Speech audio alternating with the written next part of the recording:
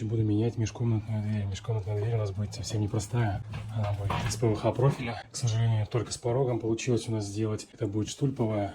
Вот створочки. Тут именно пожелание заказчика, чтобы створочки были маленькими и не занимали место на кухне. И сложность будет в том, что... Вот сложность тут в этом, что мне нужно и аккуратно демонтировать старое полотно, чтобы остались вот эти вот откосы. В общем, мне надо новую дверь к этим откосам подвести, для того, чтобы не было разрушений здесь. Поэтому специально я заказал дверь 70-го профиля. Ну, я вот так рассчитал, что у меня подойдет к откосу. Но если маленько не подойдет, я это дело под силиконю. Ну и, конечно, дома я заранее заготовил, сделал наличник, накрутил фасонные шайбы. Ну, я наличник все согнал.